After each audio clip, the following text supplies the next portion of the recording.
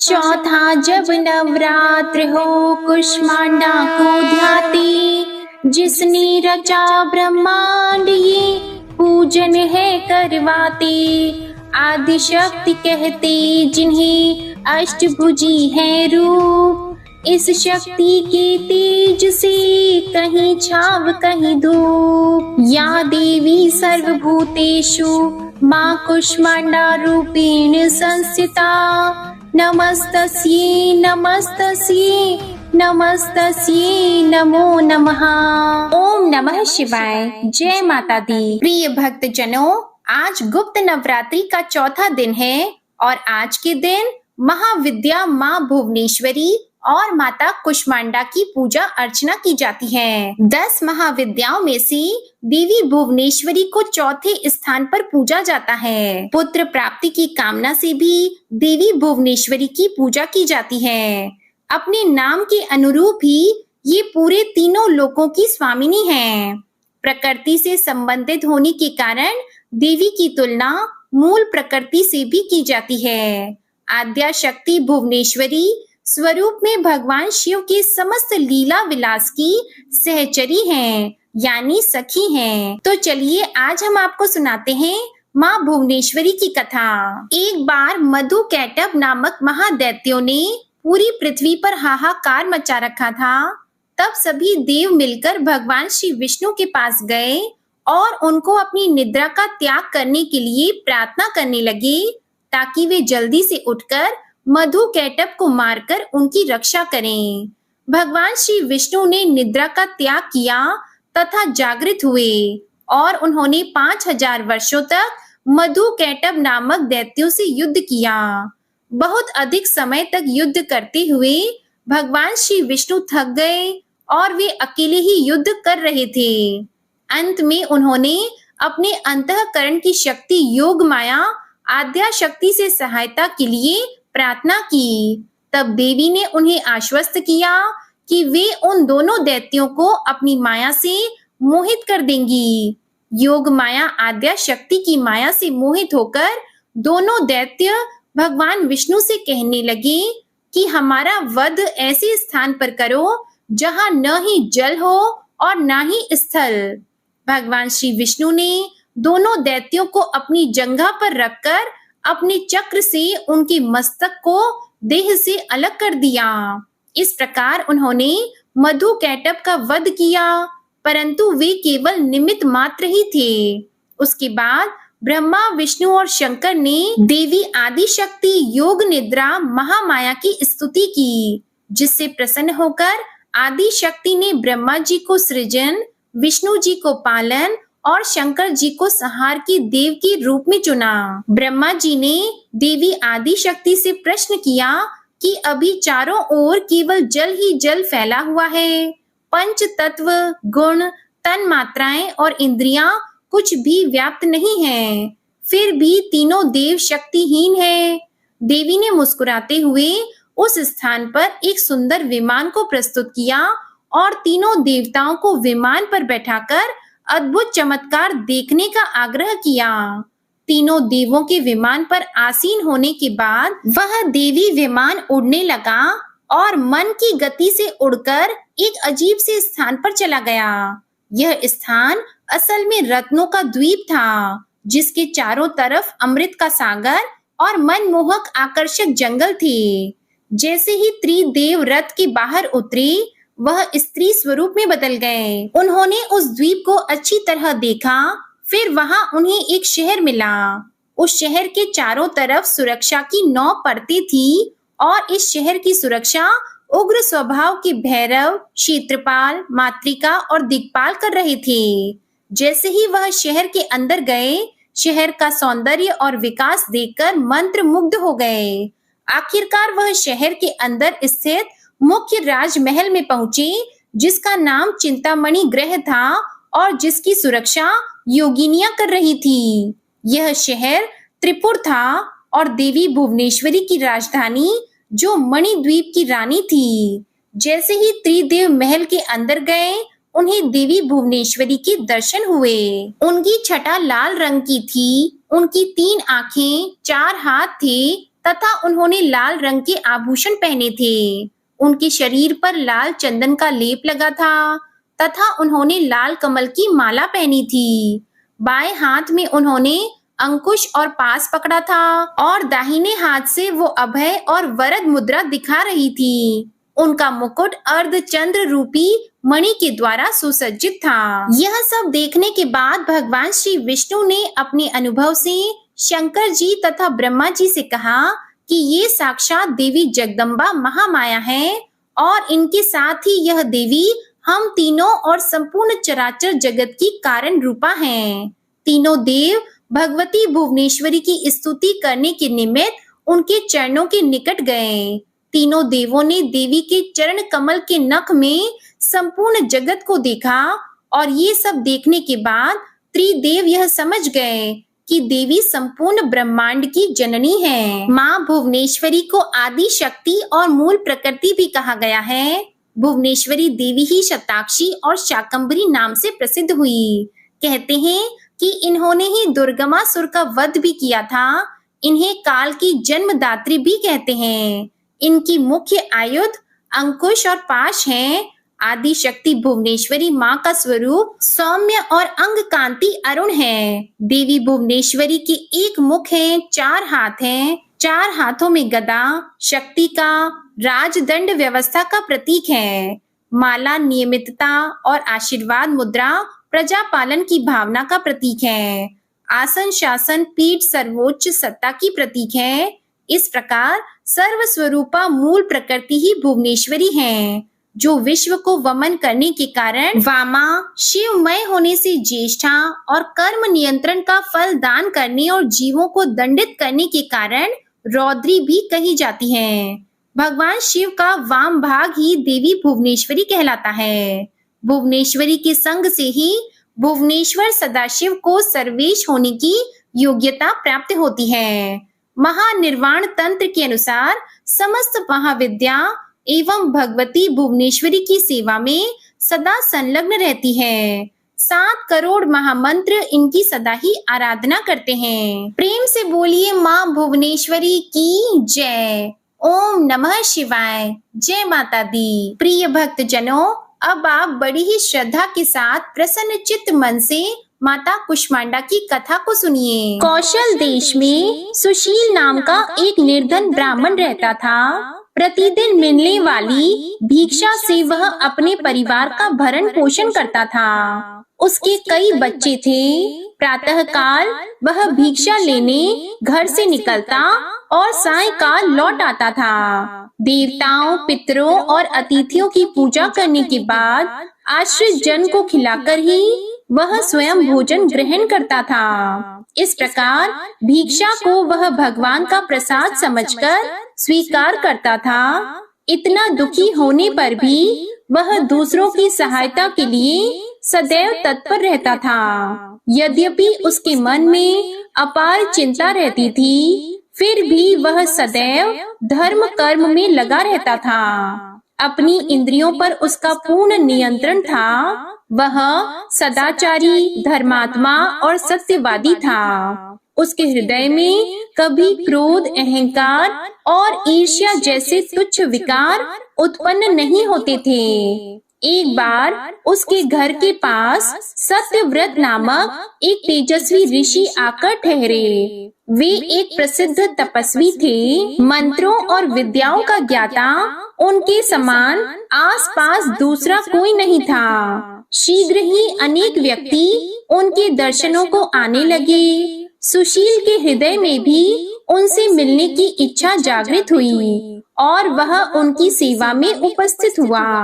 सत्यव्रत को प्रणाम कर वह बोला, ऋषिवर, आपकी बुद्धि अत्यंत विलक्षण है। आप अनेक शास्त्रों, विद्याओं और मंत्रों के ज्ञाता हैं। मैं एक निर्धन, दरिद्र और असहाय ब्राह्मण हूँ। कृपया मुझे बताइए कि मेरी दरिद्रता किस प्रकार समाप्त हो सकती है। उसने आगे कहा कि मुनिवर, आपसे यह पूछने का केवल इतना ही अभिप्राय है कि मुझ में कुटुंब का भरण पोषण करने की शक्ति आ जाए। धन के अभाव के कारण मैं उन्हें समुचित सुविधाएं और अन्य सुख नहीं दे पा रहा हो। हे दया निधान, तप, दान, व्रत, मंत्र अथवा जप, आप कोई ऐसा उपाय बताने का कष्ट करें जिससे कि मैं अपने परिवार का यथोचित भरण पोषण कर सकूं। मुझे केवल इतने ही धन की इच्छा है जिससे कि मेरा परिवार सुखी हो जाए। यह सुनकर सत्यव्रत ऋषि ने सुशील को भगवती दुर्गा की महिमा बताते हुए नवरात्रि व्रत करने का परामर्श दिया। महर्षि सत्यव्रत ने आगे कहा, हे ब्राह्मण, मैं तुम्हें माता कुष्मांडा की कथा का श्रवण कराता हूँ, इसलिए तुम उसे भली भांति मन लगाकर और साफ स्वच्छ मन से श्रद्धा भाव से उसे श्रवण करो। इसको श्रवण करने मात्र से व्यक्ति की अनेक दुखों का नाश होता है, उसे सुख समृद्धि की प्राप्ति होती है और मन में माता के प्रति भक्ति भाव जागृत होता है। तो हे ब्राह्मण, आज तुम माता कुष्मांडा की कथा का श्रवण करो और माँ भगवती के गुणों को गाओ। यह उस समय की बात है जब ब्रह्मांड अंधकार से भरे हुए एक शून्य के समान था, लेकिन फिर एक दिव्य प्रकाश की किरण चारों ओर फैली अंधेरे उजालों में परिवर्तित होने लगा। उस प्रकाश की कोई सीमा नहीं थी। सहसा प्रकाश एक दिव्य देवी के रूप में बदल गया। वह कोई और नहीं बल्कि स्वयं देवी कुष्मांडा थी। अपनी मंद हल्की हंसी के साथ अंड यानी ब्रह्मांड को उत्पन्न करने के कारण इस देवी को कुष्मांडा नाम से संबोधित किया गया। देवी कुष्मांडा की मुख मुस्कान के कारण ब्रह्मांड का जन्म हुआ है। हे ब्राह्मण, उन्होंने ही पृथ्वी, सभी ग्रहों, चंद्र, सूर्य, तारे और आकाश तथा आकाश गंगाओं को अस्तित्व में लाया। संसार में जीवन बनाए रखने के लिए सूर्य देवता की आवश्यकता थी, तो माता कुष्मांडा ने अपने आप को सूर्य में समाहित कर दिया। सूर्य संसार में जीवन का पर्याय है, तो देवी उनकी शक्ति है। माता कुष्मांडा ही समस्त जीवन का स्रोत है। जब वह सूर्य भगवान के मूल में रहती है, तो देवी का अलौकिक तेज दिनकर को जीवन प्रदान करने की क्षमता देती है। कुष्मांडा देवी के बिना सूर्य शक्तिहीन है। यह देवी की ही शक्ति है। कुष्मांडा देवी ही शक्तिशाली है। इनसे ही जग रोशन है। यह केवल एकमात्र ऐसी देवी है जो सूर्य मंडल के भीतर के लोक में निवास करती हैं। इनकी पूजा करके व्यक्ति अनेक कष्टों और पापों को दूर कर सकता है। हे ब्राह्मण सुशील, माता कुष्मांडा की स्तुति करने से आयु, यश, शक्ति, बुद्धि इन सब का विकास होता है और साथ ही सभी रोगों से मुक्ति मिलती है। सभी तरह की नकारात्मक शक्तियाँ दूर हो जाती हैं और सभी तरह के कष्ट और समस्याओं का समाधान होता है। इनकी पूजा करने से सुख, समृद्धि और उन्नति प्राप्त होती है। दुख, विपत्ति और कष्ट से मुक्ति मिल जाती है। साथ ही ज्ञान की भी प्राप्ति होती है। बुद्धि कौशल का विकास होता है। आगे महर्षि सत्यव्रत ने माता कुष्मांडा के गुणों का बखान करते हुए कहा कि हे ब्राह्मण, माता कुष्मांडा का रूप अलौकिक है। माता कुष्मांडा की 8 भुजाएं हैं, इसलिए ये अष्टभुजा कहलाई। इसी के साथ हाथों में कमंडल, धनुष, बाण, कमल, पुष्प, अमृत, पूर्ण कलश, चक्र तथा गदा है। 8वें हाथ में सभी सिद्धियों और निधियों को देने वाली जपमाला है। इन देवी का वाहन सिंह है। संस्कृत में कुम्हड़ी को कुष्मांडा कहते हैं, इसलिए इन देवी को कुष्मांडा कहा जाता है। इन देवी का वास सूर्य मंडल के भीतर लोक में है। सूर्य लोक में रहने की शक्ति और क्षमता केवल इन्हीं में है, इसलिए इनके शरीर की कांति और प्रभा सूर्य के भांति ही चमकती रहती है। इनके ही तेज से 10 दिशाएं अलौकिक हैं। ब्रह्मांड की सभी वस्तुएं और प्राणियों में इन्हीं का तेज व्याप्त है। प्रिय भक्तजनों, इस तरह महर्षि सत्यव्रत ने सुशील ब्राह्मण को नवरात्रि व्रत करने का परामर्श दिया। सुशील ब्राह्मण ने सत्यव्रत को अपना गुरु बनाकर उनसे माया बीज नामक भुवनेश्वरी मंत्र की दीक्षा ली। इसके बाद नवरात्रि व्रत रखकर उस मंत्र का नियमित जप आरंभ कर दिया। उसने भगवती दुर्गा की श्रद्धा और भक्ति पूर्वक आराधना की। 9 वर्षों तक प्रत्येक नवरात्रि में वह भगवती दुर्गा के माया बीज मंत्र का निरंतर जप करता रहा। सुशील की भक्ति से प्रसन्न होकर 9वें वर्ष की नवरात्रि में अष्टमी की आधी रात को देवी भगवती साक्षात प्रकट हुई और सुशील ब्राह्मण को उसका अभीष्ट वर प्रदान करते हुए उसे संसार का समस्त वैभव, ऐश्वर्य और मोक्ष प्रदान किया।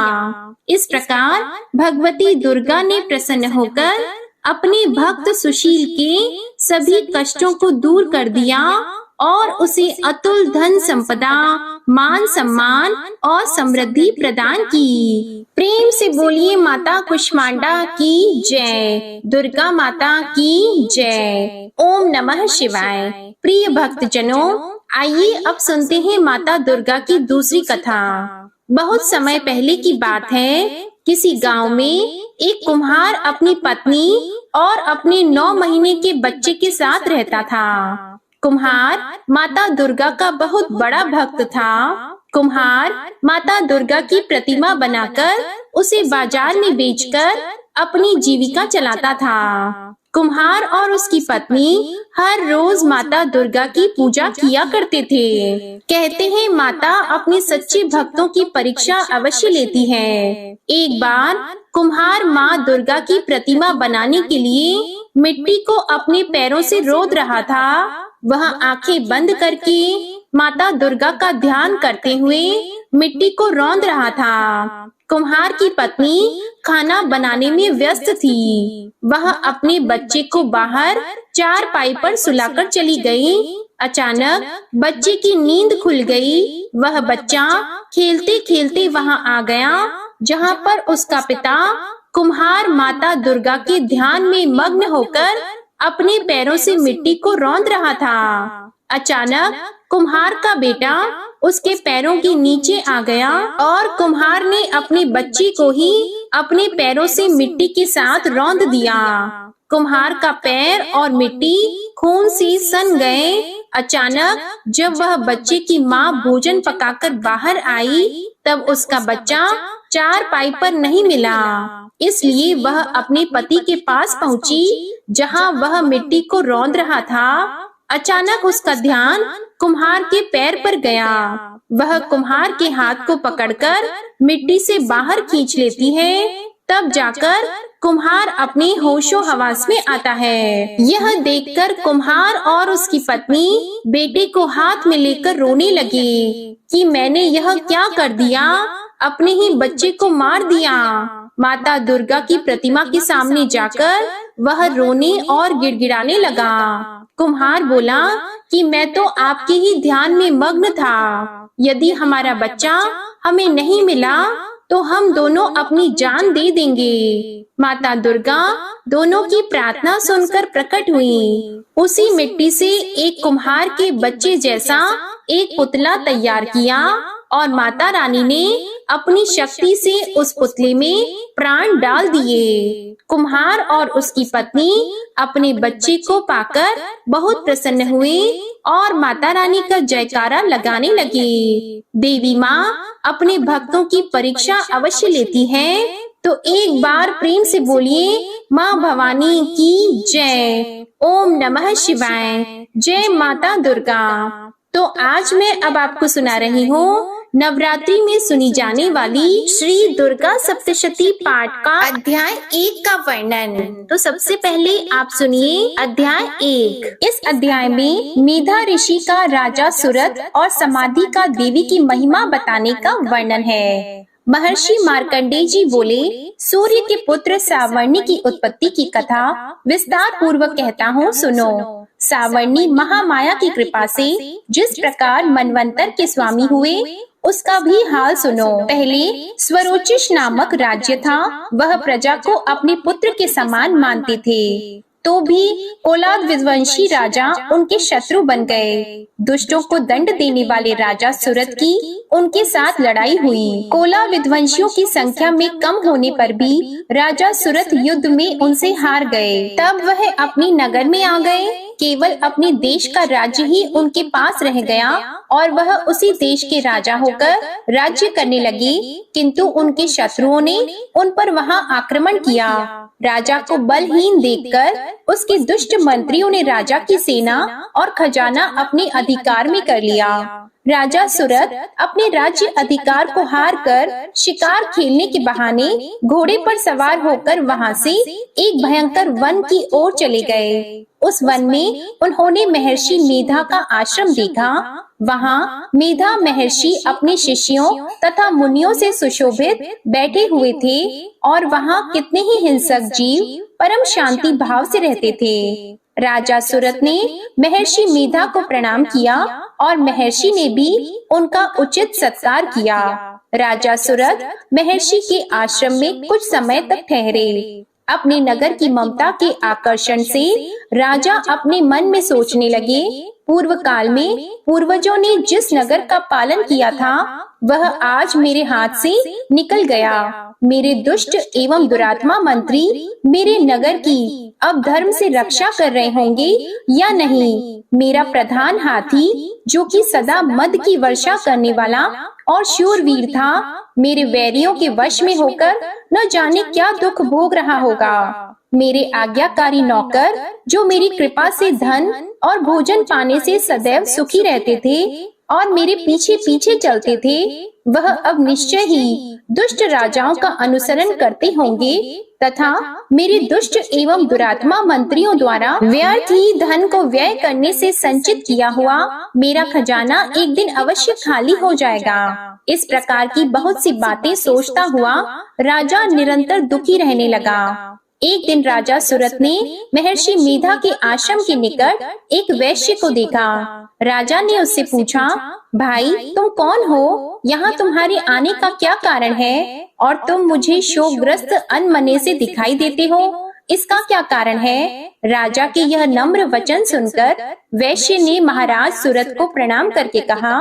वैश्य बोला, राजन, मेरा नाम समाधि है। मैं धनियों के कुल में उत्पन्न एक वैश्य हूँ। मेरे दुष्ट स्त्री पुत्र आदिकों ने लोभ से मेरा सब धन छीन लिया है और मुझे घर से निकाल दिया है। मैं इस तरह से दुखी होकर इस वन में चला आया हूँ और यहाँ रहता हुआ मैं इस बात को भी नहीं जानता कि अब घर में इस समय सब कुशल हैं या नहीं। यहाँ मैं अपने परिवार का आचरण संबंधी कोई समाचार भी नहीं पा सकता कि वह घर में इस समय कुशल पूर्वक है या नहीं। मैं अपने पुत्रों के संबंध में यह भी नहीं जानता कि वह सदाचारी है या दुराचार में फंसे हुए हैं। राजा बोले, जिस धन के लोभी स्त्री पुत्रों ने तुम्हें घर से निकाल दिया है, फिर भी तुम्हारा मन उनसे क्यों प्रेम करता है? वैश्य ने कहा, मेरे विषय में आपका ऐसा कहना ठीक है, किंतु मेरा मन इतना कठोर नहीं है। यद्यपि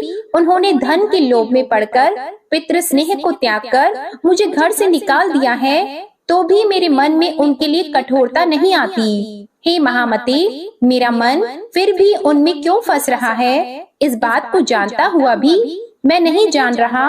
मेरा चित्त उनके लिए दुखी है। मैं उनके लिए लंबी लंबी सांसें ले रहा हूँ। उन लोगों में प्रेम नाम को नहीं है, फिर भी ऐसे निस्नेहियों के लिए मेरा हृदय कठोर नहीं होता। महर्षि मार्कंडेय जी ने कहा, हे ब्राह्मण, इसके पश्चात महाराज सुरत और वह वैश्य दोनों महर्षि मेधा के समीप गए और उनके साथ यथा योग्य न्याय संभाषण करके दोनों ने वार्ता आरंभ की। राजा बोले, हे भगवान, मैं आपसे एक बात पूछना चाहता हूँ, सो आप कृपा करके मुझे बताइए। मेरा मन अधीन नहीं है, इससे मैं बहुत दुखी हूँ। राज्य धन आदि की चिंता अभी तक मुझे बनी हुई है और मेरी यह ममता अज्ञानियों की तरह बढ़ती ही जा रही है। और यह समाधि नामक वैश्य भी अपने घर से अपमानित होकर आया है। इसके स्वजनों ने भी इसे त्याग दिया है। स्वजनों से त्यागा हुआ भी यह उनसे हार्दिक प्रेम रखता है। इस तरह हम दोनों ही दुखी हैं। हे महाभाग, उन लोगों के अवगुणों को देखकर भी हम दोनों के मन में उनके लिए ममता जनित आकर्षण उत्पन्न हो रहा है। हमारे ज्ञान रहते हुए भी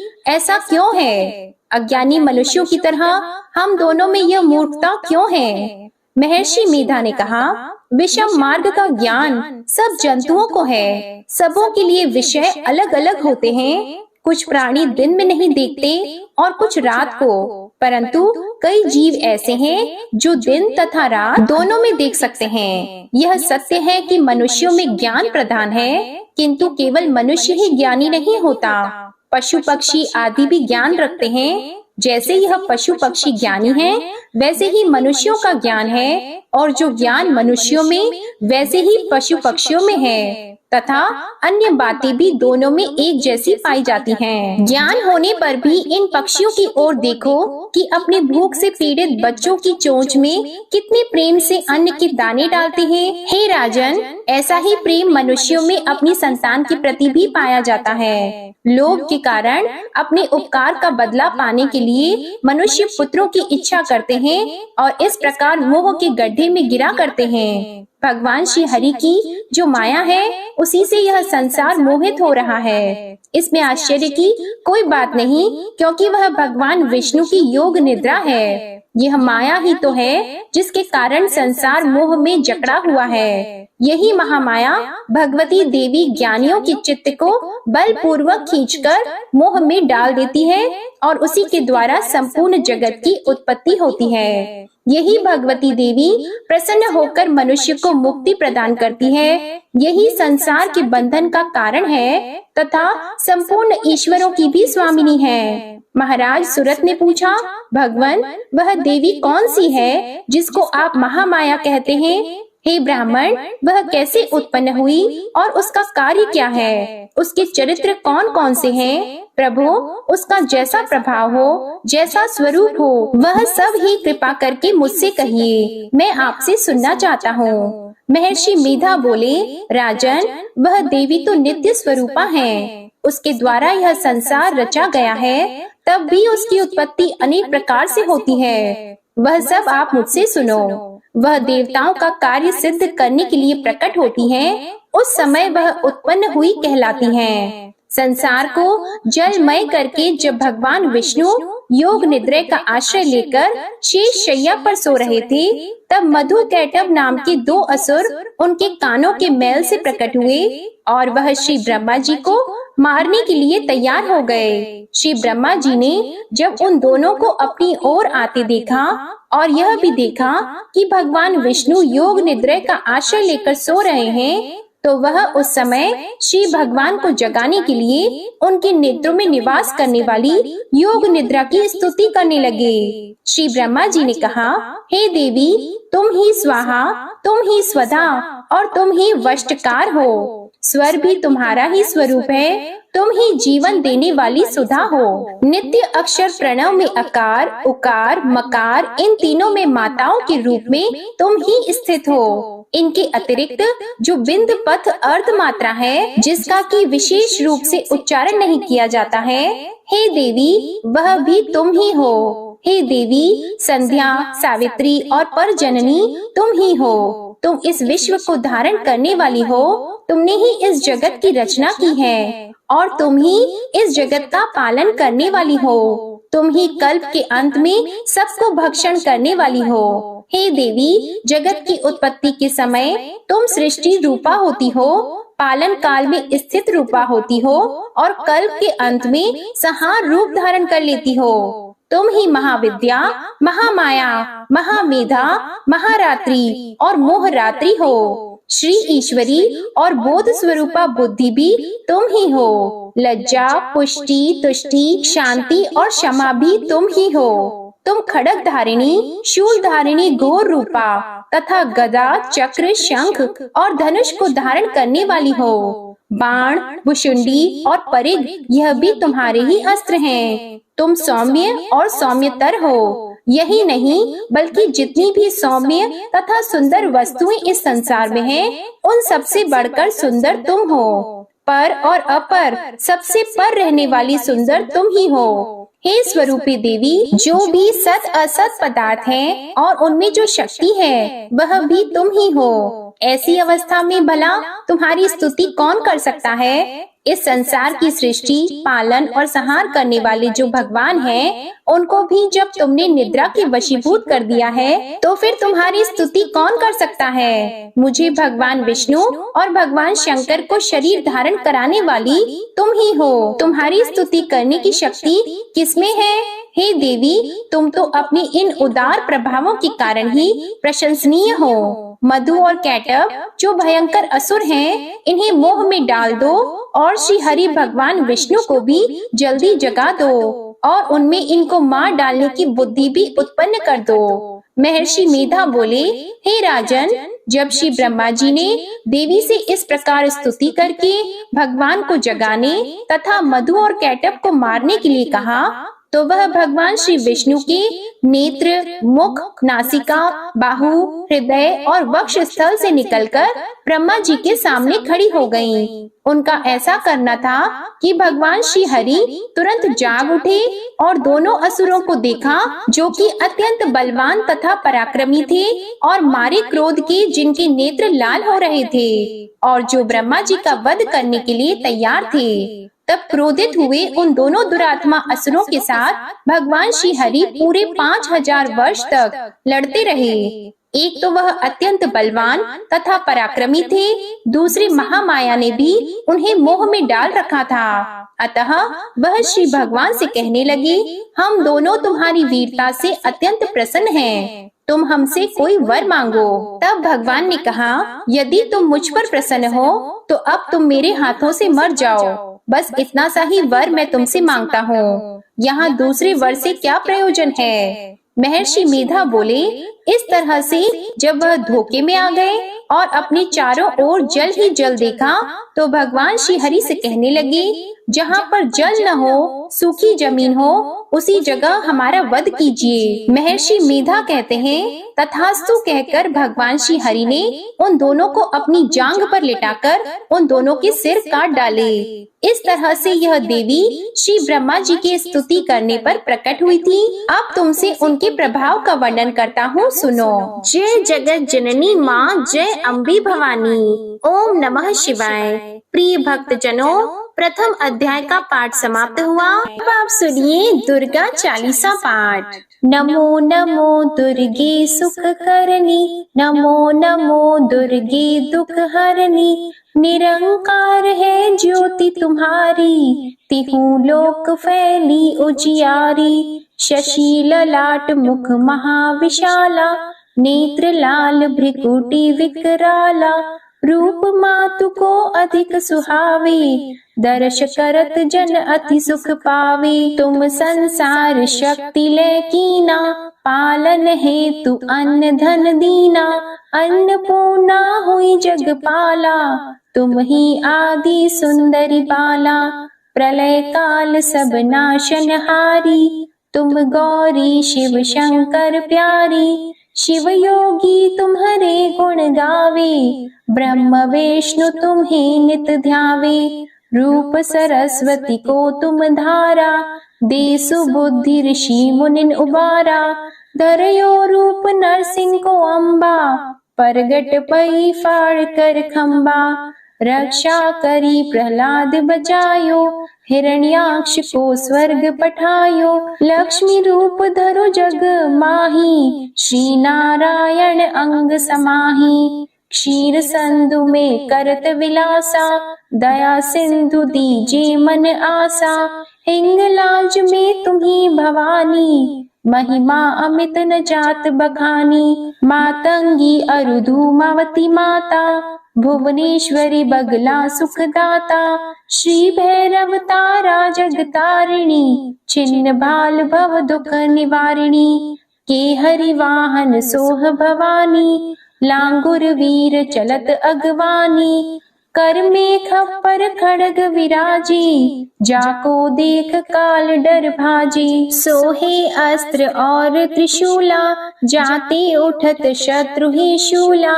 नगर कोट में तुम्ही विराजत, तिहु लोक में डंका बाजत। शुंभ निशुंभ दानव तुम मारे, रक्त बीज शंखन सहारे। महिषासुर नृप अति अभिमानी, जेहि अगभार मही अकुलानी। रूप कराल कालिका धारा, सीन सहित तुम तिहि सहारा। परी गाढ़ संतन पर जब जब भई सहाय, मातु तुम तब तब।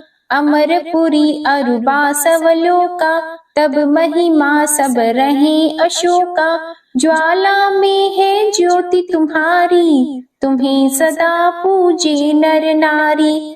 प्रेम भक्ति से जो यश गावे, दुख दारिद्र निकट नहीं आवे। ध्यावे तुम्हें जो नर मन लाई, जन्म मरणता को छुट जाई। जोगी सुर मुनि कहत पुकारी, योग न हो बिन शक्ति तुम्हारी। शंकर आचार तप कीनो, काम अरु क्रोध जित सब लीनो। निश दिन ध्यान धरो शंकर को, काहु काल नहीं सुमिरो तुमको। शक्ति रूप कामर मन पायो, शक्ति गई तब मन पछतायो। शरणागत हुई कीर्ति बखानी, जय जय जय जगदम्बा भवानी। भई प्रसन्न आदि जगदम्बा, दई शक्ति नहीं कीन विलंबा। मोको मातु कष्ट अति घेरो, तुम बिन कौन हरे दुख मेरो। आशा तृष्णा निपट सतावे, मोह मदादिक सब बिनशावे।